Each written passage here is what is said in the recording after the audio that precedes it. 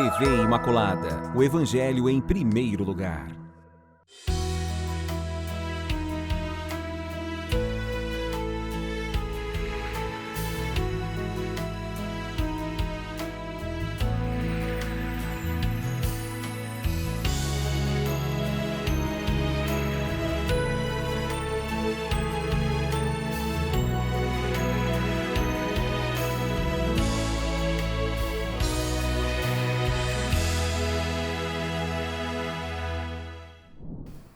Olá, queridos amigos, todos prontos? Iniciou nossa aula.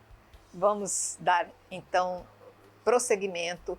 Vocês lembram, nós estamos fechando o livro de Josué. Fechando. Estou aqui com nossos mestres, que eu quero agradecer acima de tudo, em primeiro lugar a presença, a professora Maíla. Alegres por estar aqui com vocês. O diácono José Carlos. Bom estarmos juntos. Que bom. E, gente, eu achei que eu fosse levar um tempo para fechar Josué, como nós levamos para fechar Moisés, mas é que Moisés a gente estudou 5 livros, né? Josué foi a historinha dele, foi ótima, maravilhosa. Então, nós vamos tentar entender agora como é que foi essa morte de Josué, que nós tínhamos dito no programa anterior, que recebeu uma grande missão, um grande legado e que tinha cumprido aquilo lá de forma exemplar. Então, vamos ver como é que findam os dias de Josué. E eu peço que vocês vão lá no capítulo 24 do livro de Josué. Vamos fazer só o finalzinho, que vai tratar da morte dele, a partir do versículo 29. Vai dizer: depois desses acontecimentos, morreu Josué, filho de Num, servo de Javé, com a idade de 110 anos. Sepultaram-no no território que recebeu por herança, em Tamat-Sare, que está situado na montanha de Efraim, ao norte do monte Gaás. Israel serviu a Javé durante toda a vida de Josué e durante toda a vida dos anciãos que sobreviveram a Josué e que haviam conhecido todos os feitos que Javé havia realizado em favor de Israel. Os ossos de José, que os israelitas trouxeram do Egito, foram sepultados em Siquém, na parte do campo que Jacó havia comprado dos filhos de Emor, pai de Siquém, por 100 peças de prata. E eles estavam na herança dos filhos de José. Morreu depois Eleazar, filho de Arão, e sepultaram-no em Gabaá, cidade do seu filho Finéias, que lhe foi dada na montanha de Efraim. É interessante a gente entender aqui como se mantém aquela aura de realmente um grande servo de Deus sobre Moisés, que sequer seus despojos foram encontrados. Eu fiquei admirada. Estou até lendo a história de Moisés porque eu não me conformo. Não acharam um dente, um osso, uma roupa, um pedaço da roupa, o cajado, não acharam nada de Moisés. Como que para dizer, esse filho tem um lugar especial, né? Sucede Josué. Josué, embora tenha sido assim, seu sucessor de forma exemplar, cumpriu de forma brilhante tudo aquilo que foi determinado a ser feito, ele deixa um pouquinho de si aqui na terra, né? Sim. É interessante isso. Agora me explique por que aqui entra a história de José e seus ossos, aqui no meio de Josué. Então, na verdade, a gente tem que lembrar que a história de José e Josué tem muitas semelhanças. Para isso, a gente tem que lembrar lá o Gênesis capítulo 50, versículos 22 até o versículo 26. Se você puder ler, 50, por favor. 22. 50, versículos 22 a 26. Assim, José e a família de seu pai permaneceram no Egito e José viveu 110 anos. José viu os filhos de Efraim até a 3ª geração e também os filhos de Maqui, filho de Manassés, nascido sobre os joelhos de José. Enfim, José disse a seus irmãos: eu vou morrer, mas Deus vos visitará e vos fará subir deste país para a terra que ele prometeu com juramento a Abraão, Isaque e Jacó. E José fez os filhos de Israel jurarem: quando Deus os visitar, levareis os meus ossos daqui. José morreu com a idade de 110 anos, embalsamaram-no e foi posto num sarcófago no Egito. Que coisa extraordinária. Sim. Lembram quando nós falamos num programa anterior? Todas as promessas que Deus fala, ele cumpre. O povo de Deus, o povo de Israel, eles saem da terra prometida, Canaã, e vão para o Egito diante do pedido de José.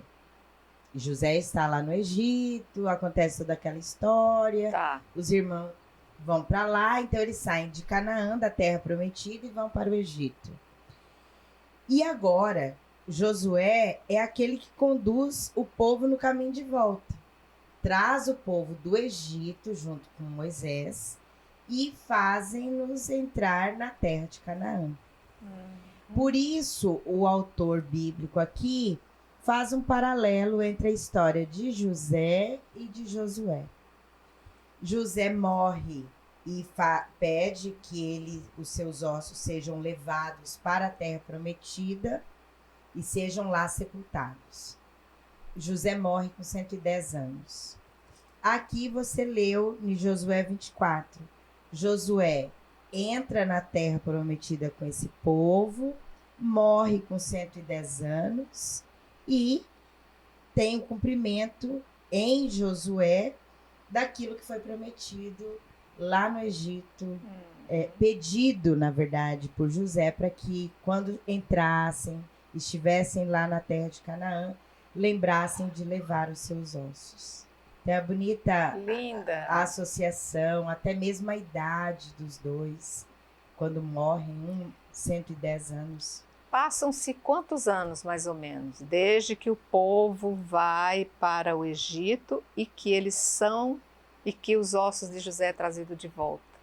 Então, 480 aproximadamente. Não, Quase- exatamente, Quase 480. 500 anos, quase 480 500 anos. Exatamente. Quando eles vão, ficam como escravos, aproximadamente 480 anos, depois, aqui, 400 anos depois, né? Sim. Isso sem colocar Uhum. nos anos da conquista da terra. Tá. Em torno de 400 anos, mais ou menos, tudo isso. Então, que não tenhamos pressa para que Deus faça cumprir a sua vontade. Anos são para nós, para Deus não existe esse tempo. Ele vai usar o tempo necessário para que se cumpra aquilo que deve se cumprir dentro do entendimento do povo, né? Porque às vezes é preciso que toda uma geração e várias gerações venham a entender qual era a vontade dele, né? Muito bem, fechamos então o livro de Josué. Nós vamos agora, eu quero perguntar para o diácono, o que vai acontecer? Quem vai suceder Josué? Porque eu tinha me lembrado que eu via Josué como uma lamparina diante de um sacrário, que era aquele sinal, Deus está presente, porque Josué simbolizou e sinalizou muito bem a presença de Deus no projeto que eles tinham e que ele trazia como um legado de Moisés, né? Então, bonita essa sinalização que Josué faz da presença de Deus em toda essa história que ele vai desenhando ao longo da sua vida, né? Acaba a vida de Josué. Como é que fica o povo de Israel a partir daí? Muito bem, aí o povo de Israel, que já está ali na terra prometida, eles vão ter ainda a sequência ali do trabalho com Caleb, que Caleb era o imediato de Josué, Tá. né? Mas Caleb também já tá idoso também, né? Mas e aí então o que vai acontecer? Vai acontecer a saga das conquistas. O povo vai consolidar essa terra que já está dividida. Moisés já havia dito, Josué fez a partilha dessas terras, só faltava conquistar. Eles vão conquistar, mas ao mesmo tempo, esse povo que caminhava lá no deserto, depois esse povo conquista a terra prometida, Deus permanece sempre fiel à sua promessa. Mas esse povo ele continua pisando na bola, continua sendo infiel, né? E aí nós vamos ter, vai ser eleito entre esse povo de Deus, vai ser adotado o sistema dos juízes. O juiz geralmente era líder de uma das tribos, certo? Mas que era eleito vitaliciamente, né? É esse mesmo termo? Não? Vitaliciamente, né? Durante a vida daquele juiz, ele era eleito pelo povo para julgar. Assim diz a Sagrada Escritura. Mas não apenas julgar, mas também conduzir o povo na batalha, conduzir o povo, orientar o povo na defesa, porque vão ser muito atacados por todos aqueles povos, aquelas cidades-estados. Depois virão também os filisteus, que eles vão ter que enfrentar os filisteus. E então Deus vai suscitar esses chamados juízes, né, que vão conduzir esse povo no sistema tribalista. Ele que é líder de uma tribo, ele vai ser eleito para ser o líder daquela tribo e nos tempos difíceis conduzir esse povo de Deus, seja no ataque, seja na defesa durante as batalhas. E também dentro daquelas querelas que surgem no povo de Deus, eles eram chamados a julgar também essas questões em tempo de paz. Então nós vamos ter, então, aí nesse período, 12 juízes, né? Sendo que nós temos os chamados juízes maiores e os chamados juízes menores. Os juízes maiores são aqueles que se destacam por sua bravura, por sua intimidade com Deus, né? E aí, então, eles se destacam nas batalhas, se destacam nos momentos de defesa. E eles apresentam essa maior intimidade com Deus. Aí nós temos entre esses, né, Sansão, né, Og, Jefté. Temos entre os maiores, entre os juízes maiores, nós temos uma mulher chamada Débora, uma grande juíza, que Maíla é fã de Débora, não é, Maíla? Maíla falou que se ela tivesse uma filha, ela ia colocar nome de Débora, porque foi uma grande mulher, uma grande juíza do povo de Deus, né? Depois nós temos aqueles que podemos chamar assim, o Alonso Schockel, ele chama esses menores de funcionários. Eles eram eleitos e eles cumpriam lá a sua função de julgar, mas não tinha, assim, digamos, um relacionamento mais profundo, como Débora, por exemplo, né? Então eles eram cumpridores de funções, eram ministros de Deus, mas aqueles chamados cumpridores de função, assim como hoje, né? Nós temos dentro do povo de Deus, né, atualmente, aquelas pessoas que buscam uma mística maior com Deus e aquelas pessoas que cumprem funções dentro da igreja, chamado, entre aspas, de funcionários, né? Que Deus nos livre, né, Maíla, de sermos meros funcionários, mas que possamos ser imitadores desses juízes maiores, né? Como Débora e Jefté e Gideão, que tiveram essa Sansão, que tiveram essa grande proximidade com Yahvé, com Adonai.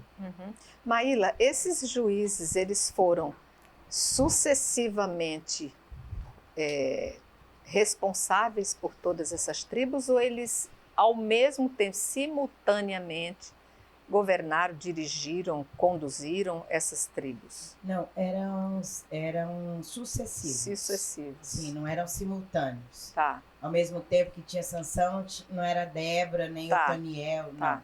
Era algo sucessivo. E esse que assumia, ele era responsável por todas as tribos, sim, então?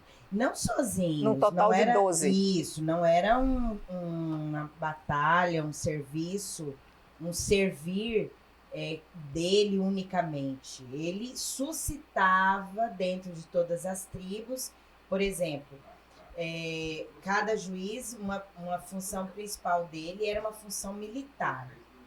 Então, claro, ele não era responsável por resolver toda a questão militar, mas ele suscitava outras lideranças em todas as tribos para montar esse exército, lutar, defender não só aquela tribo que ele pertencia, mas as outras tribos.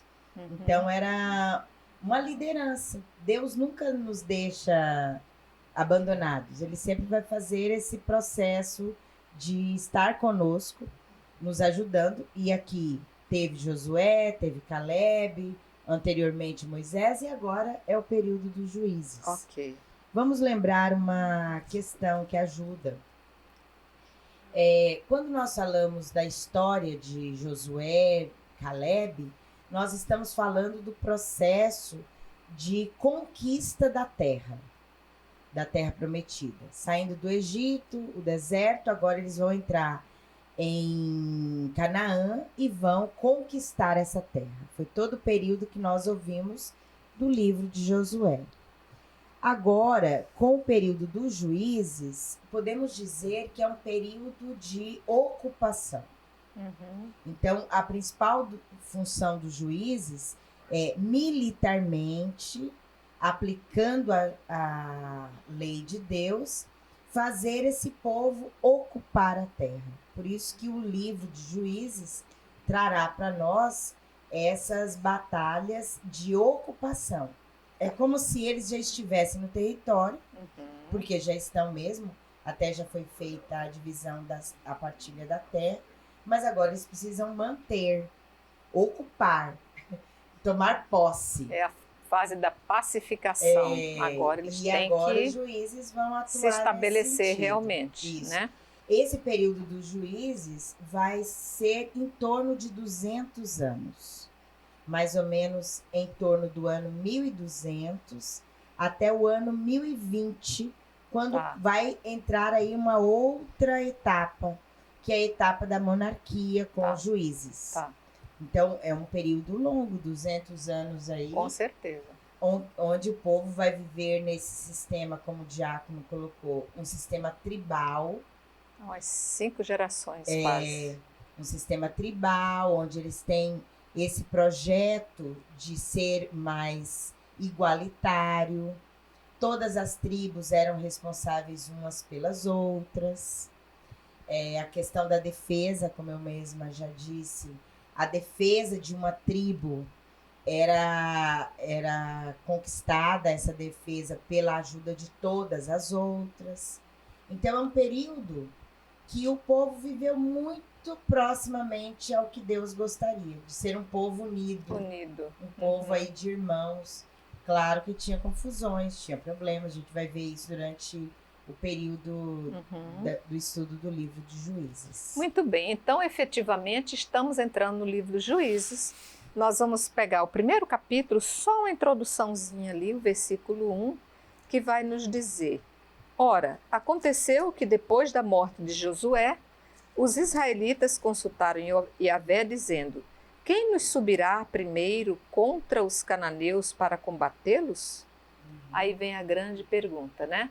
Como é feito esse primeiro juiz? Como é escolhido esse primeiro juiz? Então, perceba que esse próprio versículo que você leu mostra para nós a preocupação. Agora não temos mais Josué à nossa frente. Quem vai lutar conosco? Quem vai nos manter ocupados nessa terra? E aí a gente vai ver isso durante o estudo do livro de Juízes. Por isso que é importante depois a gente até partir lá para o capítulo 2, que é onde nós vamos ver vem a resposta à pergunta deles. Respondeu Yahvé: Judá subirá primeiro, entregarei a terra nas suas mãos. Então Judá disse a Simeão, seu irmão: Sobe comigo ao lote que me tocou por sorte. Lutaremos contra os cananeus e eu também subirei contigo ao teu território. E Simeão foi com ele. Judá subiu, pois, e Yahvé entregou-lhe nas mãos os cananeus e os ferrizeus e feriram em Bezeque a 10.000 homens. Aí vem as guerras para realmente o total domínio daquela terra que eles receberam por herança. Exatamente.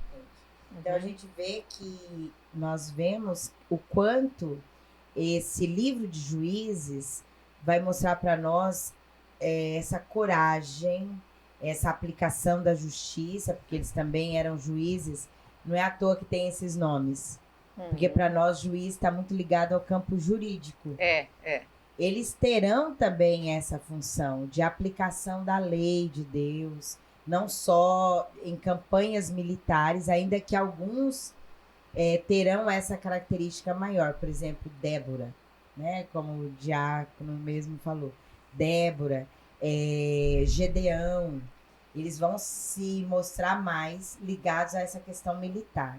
Mas a questão da aplicação da lei também era uma função que esses juízes vão ter aí ao longo desse livro. Então, eu fico aqui imaginando também, nós estamos saindo de uma fase onde todos eles estavam acostumados com um condutor, com um líder, com um chefe que recebia de Yahvé diretamente as orientações e eram repassadas para eles.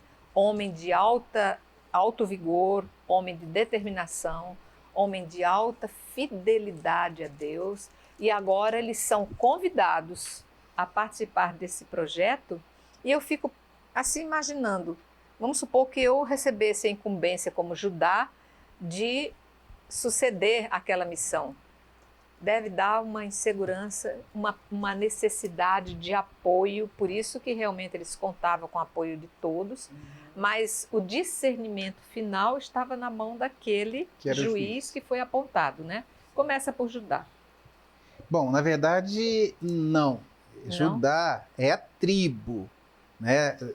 Lá quando a gente viu o livro do Gênesis, dos filhos de Israel. Então, Judá vai ocupar aquela porção sul do que vem a ser lá futuramente o reino de Israel. Então, Judá, ele inicia essa jihad, essa guerra santa, e chama Ruben, né, que está no texto, e chama Ruben. Quem é Ruben? A tribo, está se referindo à tribo. Aí dessa primeira campanha vai surgir, que nós vamos ver depois, né, mais aprofundadamente, agora nós estamos fazendo a introdução, vai surgir a figura do Otoniel, que vai ser o primeiro juiz. Que vai ser o primeiro juiz. Otoniel.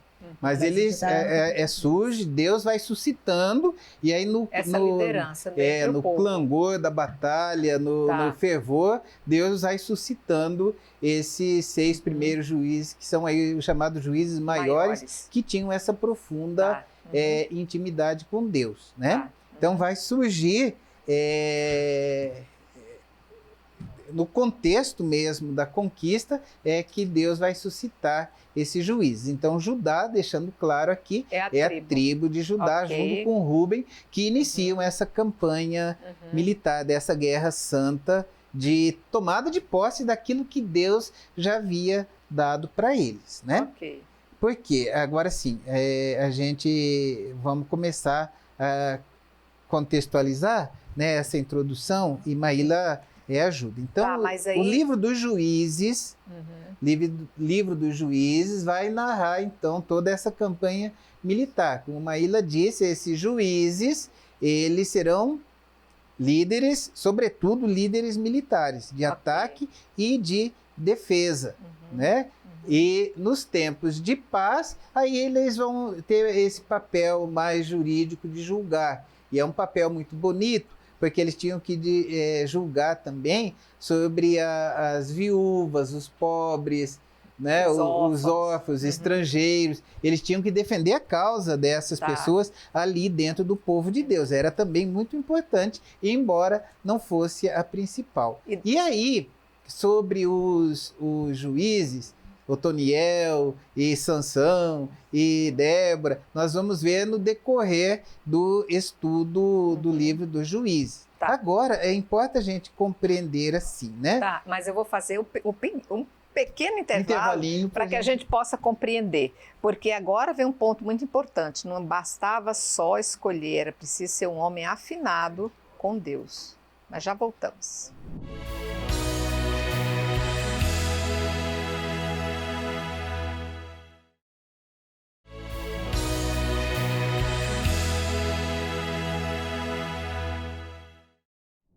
Ok, voltamos. E a gente agora vai entender como é que fica a divisão desse livro dos Juízes, que é preciso entender um pouco o corpo de como foi escrito, feita a narrativa desse livro, para que a gente possa depois acompanhar direitinhos com um entendimento completo, né? Diácono, está com você essa explicação. Bom, então, o livro dos Juízes, ele compreende 3 partes. Uma estrutura, a gente tem que compreender, né, essa estrutura. Então, na primeira parte, nós temos uma introdução, né, que no capítulo 1º, versículo 1º, até o capítulo 2, versículo 5. Então, essa é ali 2 introduções, na verdade, né, que nós vamos ter sobre o livro. Depois, o corpo do livro. E nesse corpo do livro que nós vamos ver basicamente essa história dos Juízes, que vai nesse capítulo 2, do versículo 6 até o capítulo 16, versículo 31. Depois, o livro, assim como nós tivemos lá no livro de Josué, que tem aquela adição que nós vimos no início agora do programa, o livro dos Juízes, ele vai ter ali 2 adições. São adições posteriores, que é colocada pelos deuteronomistas e, sobretudo, pelo autor sacerdotal, né, que vai fazer essa adição, falando da migração dos danitas. Né? Quem são os danitas? É a tribo de Dan, que é uma das 12 tribos de Israel. Então, nós temos essa migração dos danitas e a fundação do santuário de Dan. Não é? Por quê? Porque eles convergiam, não é? O juiz geralmente estava ali ao redor do santuário. E essa administração das 12 tribos, ela era ali centralizada, buscava centralizar no santuário, certo? Então, essas 3 partes, né? A introdução, nós lemos um pequeno trecho dessa introdução. Também vai dizer o comentarista que não pertence, digamos assim, originalmente ao livro, mas foi um Ctrl+C, Ctrl+V, vamos dizer assim, que posteriormente à redação do livro foi feito lá uma inserção, né, dessa parte. Né? Que mais? Então, essa inserção acabou ocorrendo uma repetição. Nós vamos ver repetição do que nós lemos no final do livro de Josué. Nós vamos ver também aqui, porque ele deu Ctrl+C, Ctrl+V do Josué, porque são os mesmos autores. Aí eles dão um Ctrl+C, depois um Ctrl+V no livro de Juízes, né, com algumas modificações, narrando então a morte de Josué. Nós vamos ter uma outra narrativa aí da morte de Josué. Então, a história dos Juízes é narrada nessa parte central, que vai do capítulo 2, versículo 6 em diante, certo? E aí entra aquilo que nós dizíamos.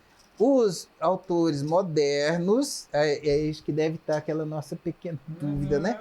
Os autores modernos distinguem 6 juízes maiores. 6. Quem são eles? Otoniel, Aod, Baraque, Débora, Gideão, Jefité e Sansão. Porque Débora, ela, digamos, foi cojuíza com o Baraque. Por isso que às vezes aparece uma lista de 7, outras vezes uma lista de 6. Aí temos o grande Gedeão, o grande Jefité, que na verdade ele é juiz mesmo de fato, né? E ele faz a transição desses maiores, que o Max Weber, ele diz assim, que esses juízes maiores, eles são na verdade grandes fundadores carismáticos. Carismáticos por quê? Porque eles tinham esse grande carisma com Deus, né? E aí nós temos um juiz aí que aparece não tanto por julgar, não tanto por exercer assim, o ofício, né, de ser juiz, mas nós temos o Sansão, por conta da sua grande força física, que lhe era dada por Deus, porque ele era consagrado a Deus, ele era um nazireu, E aí nós vamos ter Sansão entre esses maiores, embora não tenha exercido tão efetivamente, mas ele, por conta dos seus grandes feitos, movido por Deus, dessa intimidade com Deus, mas ao mesmo tempo as suas infidelidades, então ele é colocado nesse rol dos juízes ditos maiores. E então vamos ter os outros que são mais ou menos detalhados, vai ter apenas os dados principais, por isso que o Schöckel chama eles de funcionários. Então vai falar desses juízes, né, a família dele, de onde que ele veio, quando foi eleito, que julgou Israel durante tanto tempo, um determinado tempo, e morreu. Né? Essas fórmulas breves são os juízes menores, que são Sangar, Tola, Jair, Abzan, Elon, ou Elon, né? E Abdon, que são recordados assim apenas brevemente. Gostaria de complementar, Maíra? Não, está certinho. Muito bem. Então, os juízes maiores, eles são esses heróis libertadores, né? Sua origem, seu caráter, suas ações variam muito, mas tem um traço comum: receber uma graça especial. Eles são carismáticos, como diz o Max Weber, receberam um carisma. Foram especialmente escolhidos por Deus para uma missão salvífica. Suas histórias foram contadas primeiro oralmente, assim como toda a revelação de Deus, né? Foi transmitido oralmente e aí depois sob diferentes formas, e depois foram acrescidos vários elementos. Finalmente reunido no chamado Livro dos Libertadores, que foi composto, interessante, no Reino do Norte, já depois que Israel se dividiu entre Reino do Norte e Reino do Sul. Tá. Israel, o Reino do Norte, e Judá, o Reino do Sul, certo? E composto no Reino do Norte, na primeira parte, né, da época da monarquia. Primeiro transmitido oralmente, porque eles deixaram os seus feitos, então era passado de pai para filho, né, de geração em geração. E aí lá no Reino do Norte, depois que o reino é dividido, que ele vai passar então para o papel, porque lá no Reino do Norte que os autores deuteronomistas costumavam escrever. Ele também compreendia a história, aí que entram esses grandes, né, carismáticos, Aod, Baraque e Débora, já influenciados pela narrativa de Isaías 11. Né? Interessante isso. Referente a Jabim de Azor, história de Gedeão, que foi também um grande juiz carismático, com a realeza de Abimeleque. E nessa época recolhe então composições poéticas, o Cântico de Débora, né, que vai estar lá no capítulo 5, que faz duplicata da narração em prosa, e o apólogo, né, a defesa de Joatão, capítulo 9, versículo 7 seguintes. Depois, aí a gente vai ter então os juízes menores, Tola, Jair, Abezan, Elon, Abdon, que pertencem aí a uma tradição diferente. Outros escritores, não é atribuído a eles nenhum ato salvífico, apenas são dados informações sobre sua origem, família e lugar de sua sepultura, e o autor sempre vai repetir essa fórmula, né, que eles julgaram Israel durante um número exato e variável de anos. Né? Então esses juízes não apenas administravam a justiça, mas também governavam. Eles aplicavam a justiça, mas eles exerciam assim o poder. Lembrando que eles estavam mais a serviço das tribos, porque quem era o rei de Israel durante o tempo do tribalismo era Javé, era o Senhor que era o rei de Israel. Depois, mais tarde, eles vão pedir um rei, aí a gente vai entrar no tempo da monarquia. Ok. Podemos aqui seguir então, Maíla, como é que nós vamos, depois de estabelecida toda essa divisãozinha que foi colocada pelo diácono, para a gente entender como é que funciona esse livro, efetivamente nós vamos já adentrar Ou você quer acrescentar alguma Eu só coisa a quero mais? lembrar, você perguntava lá quem foi o primeiro juiz. Isso, O primeiro juiz foi Otoniel. isso. E porque eu quero só, não vamos entrar na história de Otoniel, apesar de ser uma história curta aqui, mas só ligar Otoniel a Caleb, Sim. porque Otoniel era sobrinho de Caleb. Ele é filho de do irmão caçula de Caleb. Então, de certa forma, Caleb vai ter também um papel muito importante dentro Na desse povo. sequência, Depois que Josué morre, Caleb, embora não seja designado oficialmente um juiz, mas ele faz talvez essa transição, né? Interessante, ele faz esse papel exatamente de transição entre Aham, Josué e o tempo mesmo desses juízes. uhum. Ainda voltando nessas curiosidades do livro de Juízes, para que a gente não entre especificamente nisso nesse programa, muitas vezes a gente fala termos, mas a gente não sabe de onde vieram, como surgiram. Por exemplo, quando nós falamos no ofício de Nossa Senhora, Sim. nós falamos o velo de Gedeão.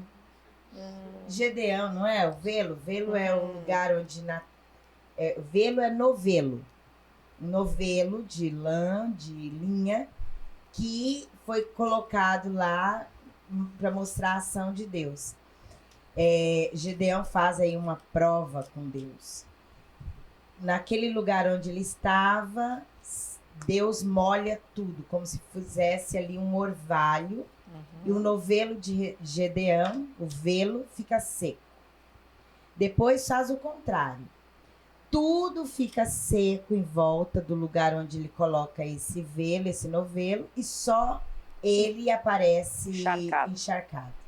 Então, o velo de Gedeão. Quem é Gedeão? Gedeão agora é um juiz. Então, eu sei que está aqui a história de Gedeão. Só essas curiosidades.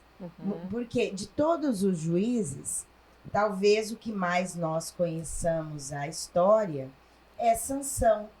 Sim. Mas exatamente Sansão, ele não vai ter esse papel tão decisivo militarmente como os demais tiveram. Sansão, ele vai ser lembrado muito mais por essa força mesmo, que ele tinha, esse poder que Deus suscita em Sansão pela força, a história dele com Dalila. Então, nós conhecemos a história desse juiz muito mais por essa curiosidade, essa peculiaridade, do que propriamente pelo papel que os juízes tinham, que era essa defesa militar no meio do povo de Deus. Eu queria acrescentar também como contribuição, os juízes, no restante da Bíblia, eles aparecem pouco, são poucas referências sobre eles, embora tenhamos referência dos padres da igreja, né, como já falamos, de Josué, e Maíla falou também do velo de Gedeão, que entra no ofício de Nossa Senhora. Mas é interessante, duas passagens que eu gostaria que você lesse, né? Nós temos no livro do Eclesiástico 46, versículos de 11 a 12, e na carta aos Hebreus, capítulo 11, versículo 32 ao 34, e depois no capítulo 12, versículo 1, o autor da carta aos Hebreus vai se referir aos juízes quando ele fala daquela nuvem de testemunhas que são nossos pais na fé. Então, assim, é uma ilustração bonita que tem no Antigo e que nós temos no Novo Testamento. Eclesiástico, primeiro, né? Eclesiástico 46, versículo 11 a 12. 46, de 11 a 12. Os juízes, cada um segundo sua convocação, todos homens cujo coração não foi infiel e que não se afastaram do Senhor, que a sua lembrança seja uma bênção, que seus ossos floresçam de seu sepulcro e que seus nomes tomados de novo, convenham aos filhos destes homens ilustres. Fui mais além. Então é como disse Maíla, né? Ser juiz era uma vocação, era um chamado de Deus e um chamado da comunidade. Então ele fala sobre essa questão da convocação, né? Que eles são grandes exemplos para a nossa vida, e nós vamos ver nos próximos programas esses juízes como esse grande exemplo. Por quê? Porque eles são chamados por Deus. Apesar das suas fraquezas, limitações, Deus os chama e capacita para essa missão.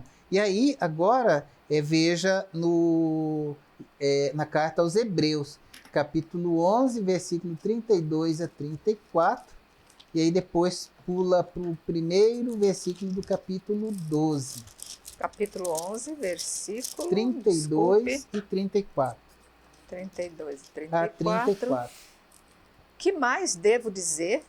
Não teria tempo de falar com pormenores de Gideão, Baraque, Sansão, Jefté, Davi, Samuel e os profetas. Estes, pela fé, conquistaram reinos, exerceram justiça, viram-se realizar as promessas, amordaçaram as bocas de leões, extinguiram o poder do fogo, escaparam do fio da espada, recobraram saúde na doença, mostraram-se valentes na guerra, repeliram os exércitos estrangeiros. E aí no capítulo 12, versículo 1, o autor fala de novo dos juízes. Portanto, também nós, com tal nuvem de testemunhos ao nosso redor, rejeitando todo o fardo e o pecado que nos envolve, corramos com perseverança para o certame que nos é proposto, com os olhos fixos naquele que é o iniciador e consumador da fé, Jesus, que em vez da alegria que lhe foi proposta, sofreu a cruz, desprezando a vergonha, e se assentou à direita do trono de Deus. Considerai, pois, aquele que suportou tal contradição por parte dos pecadores, para não vos deixar desfatigar pelo desânimo. Vós ainda não resististes até o sangue de vosso combate contra o pecado. Era isso mesmo? Era isso mesmo. Então, esses juízes, eles são lembrados tanto no Antigo quanto no Novo Testamento. Não assim com muita abundância, né, dentro da revelação, mas temos essas duas passagens importantes, né, em que o exemplo de fé, de perseverança, de seguimento ao autor e consumador da nossa fé, como diz a carta aos Hebreus, eles representam para nós. Então, esses juízes, eles são membros dessa grande nuvem de testemunhas que intercedem por nós no céu e que são exemplo para nós dessa vivência e dessa perseverança na fé. Ok, estamos chegando ao final. Quero agradecer, começamos já o livro dos juízes com bastante informação, tentando entender seu conteúdo, como é que ele foi escrito.